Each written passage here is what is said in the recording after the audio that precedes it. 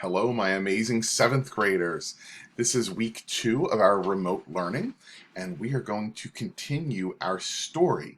Now, last week we read parts 1 and 2 of All Types of Trouble, and we were introduced to 3 characters, Zane, Quinn, and Aunt Ivy. So, I recorded part 2 for you last Thursday, and it kind of left us on a cliffhanger. So I'm going to continue. Some of you have been really good about answering the 4-question quizzes after each part of the story. So we're going to continue that. I'm going to read the story. Then at the end of the video, I will ask you the questions and answers. And then make sure you go back onto Schoology and take the 4-question quiz. All right, so this is All Types of Trouble, episode 3. And this episode is called Are We Dreaming? In episode 2, Quinn and Zane found Aunt Ivy's old typewriter and put their heads together to write a story full of unusual characters. They were interrupted by a slamming door, but it wasn't their aunt returning. Quinn looked over the banister, gasping as Carl rolled by, chased by a peacock and a woman wearing a long white coat.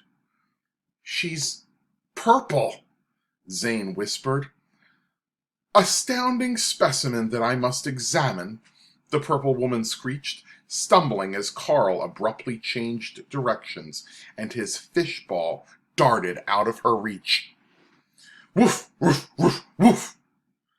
"Did that peacock just bark?" Zane stared at Quinn. "Now you've done it," the voice from earlier hissed as Aunt Ivy's cat darted up the stairs. "Did that cat just talk?" Quinn stared at Zane.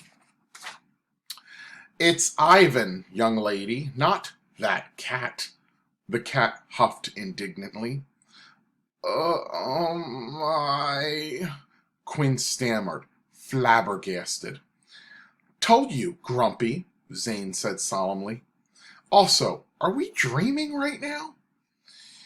"You haven't seen Grumpy yet, kid," Ivan warned, butting his fluffy head into the backs of their legs, trying to nudge them down the stairs and adding, "Now go clean up your mess. You've turned the living room into a circus."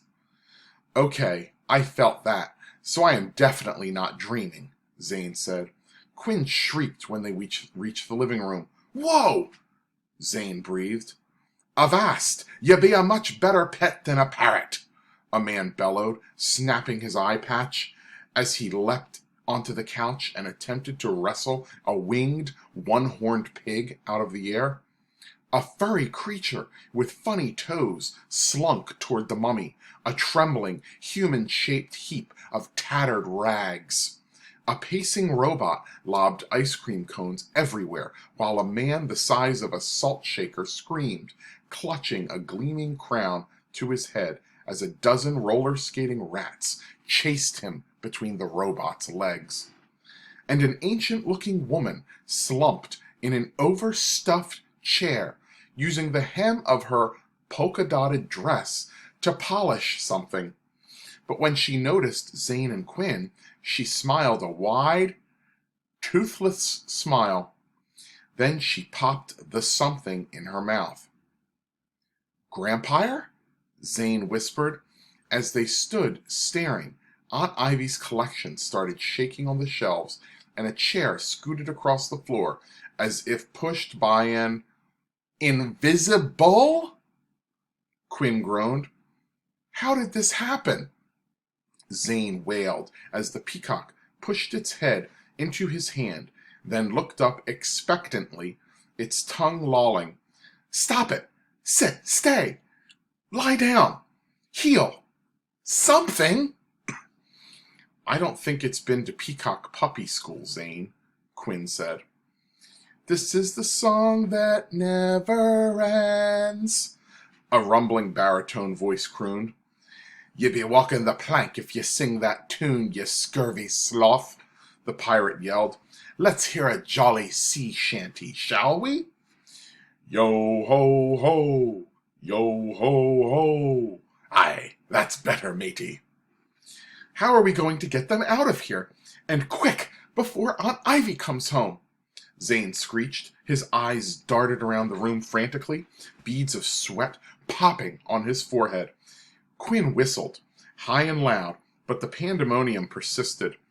The mummy shook harder as the tiny king climbed its rags, and the rats raced around its feet. The grampire hiccuped, and the pigacorn buried its snout into a bowl of plastic fruit. The peacock scratched its head with its foot and howled. The purple lady poked at the robot, and the robot poured ice cream on her head. No one paid attention to Zane and Quinn until... "Excuse me," Zane shouted. The room felt still. "Thank you. Now everyone needs to get... Ouch! What did you do that for?" Quinn just squeezed his arm tighter and pointed to the reason for the room's sudden silence. An enormous shadow that had darkened the entryway. "Run!" someone screamed. All right, that's the end of part 2. Now, let me read some questions. Question 1. So go back into the quiz now. Go back into the episode 3 quiz. Question 1. What is the main problem in this episode? A. Quinn and Zane discover that they both had the same strange dream about a circus with unusual people and creatures. B. Quinn and Zane discover that Aunt Ivy's typewriter has just deleted their story about unusual people and creatures. C. Quinn and Zane discover that the unusual characters they created using Aunt Ivy's typewriter have come to life. D. Quinn and Zane discover that the unusual characters they read about in one of Aunt Ivy's books have come to life. Question 2. Why does everyone in the living room suddenly become silent? A. Everyone gets quiet after Quinn hiccups repeatedly as she walks across the living room. B. Everyone gets quiet because a large group of rats skates through the entryway to the living room. C. Everyone gets quiet because a large shadow darkens the entryway to the living room. D. Everyone gets quiet after Quinn whistles loudly, and it echoes across the living room. Question 3. Read this sentence from the episode.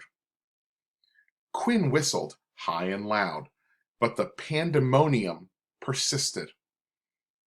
Which is the closest synonym for the word pandemonium? So what's a word that means something close to pandemonium? A. Chaos. B. Melody. C. Movement. D. Concert. Question 4. The author probably wrote this episode to A. Explain how to write very scary stories about unusual dreams. B. Compare how hard it is to write many different types of stories. C. Teach writers how to organize ideas for the first draft of a story. Or D. Amuse readers with a very funny, silly story about unusual characters. Okay, that's the end of episode 3. Go ahead in, take the quiz, and submit it. You're going to also be doing episode 4 and 5 this week. All right, good luck.